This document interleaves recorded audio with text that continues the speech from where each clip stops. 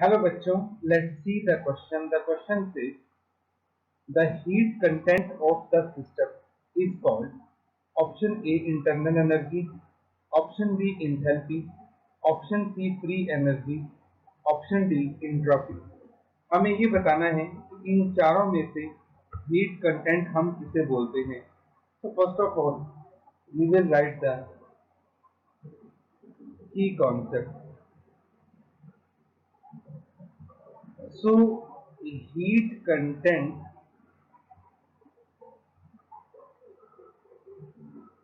is the heat transfer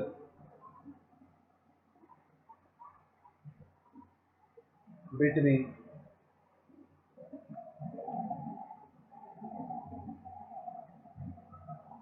system and surrounding. कितना heat transfer होता है सिस्टम और सराउंडिंग के बीच में, उसको हम हीट कंटेंट बोलते हैं. सबसे पहले हम ये समझते हैं कि सिस्टम में हीट कंटेंट देने का मतलब क्या होता है. हमने एक सिस्टम सपोज कर लिया.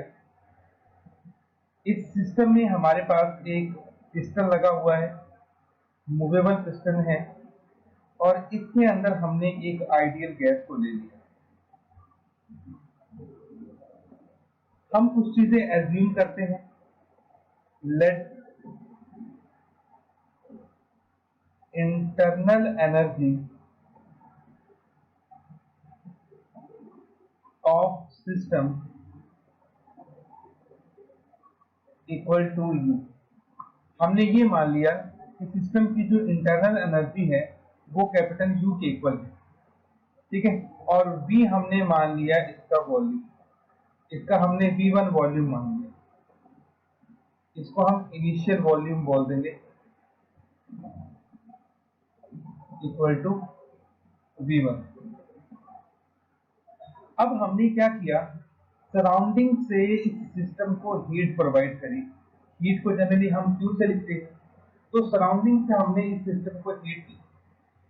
अब जो भी आप सिस्टम को हीट दोगे वो हीट टू पार्ट्स में यूज होती है.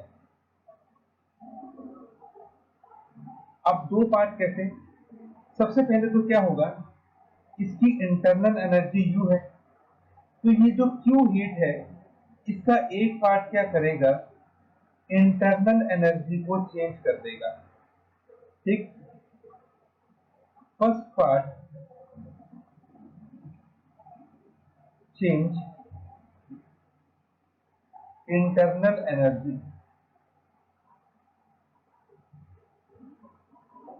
ऑब्वियसली बात है, उसकी इंटरनल एनर्जी चेंज हो जाएगी. And second part do work done. Work done.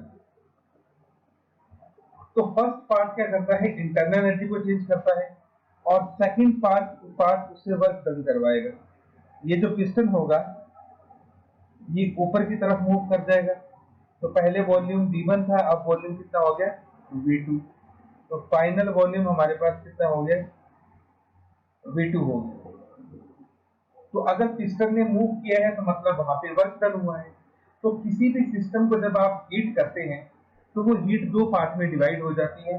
तो इसको हम किस तरह से लिख सकते हैं, आपने सिस्टम को हीट दिया तो पहले पार्ट ने तो क्या किया, इंटरनल एनर्जी में चेंज किया, प्लस दूसरे पार्ट ने क्या किया, वर्क डन किया. वर्क डन को हम कैसे लिखते हैं, P डेल्टा V, और ये जो Q होता है ये इसको हम क्या लिख सकते हैं, डेल्टा H. तो इसका मतलब ये हुआ कि कुल मिला के जब भी हम सिस्टम को हीट करते हैं तो इसकी किसमें चेंज आता है, एंथैल्पी में चेंज आता है. Hence the heat content is actually enthalpy. तो एक्चुअल में जो हीट कंटेंट होता है वो क्या होता है, एंथैल्पी होता है. अगर मैं बाकी ऑप्शंस की बात करूं तो जैसे एक ऑप्शन में उन्होंने हमें दिया है एंट्रोपी। तो एंट्रोपी क्या होती है? Degree of randomness.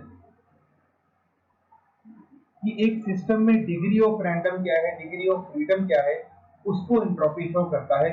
Entropy heat content को शो नहीं करता, तो ये ऑप्शन सही नहीं है। तीसरा है फ्री एनर्जी। फ्री एनर्जी क्या होती है? Energy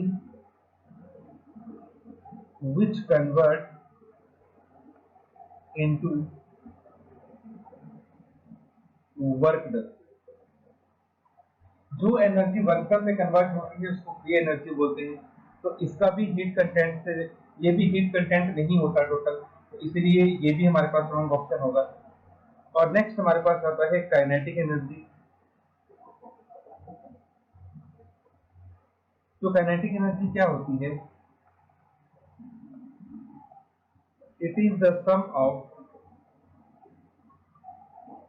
various energy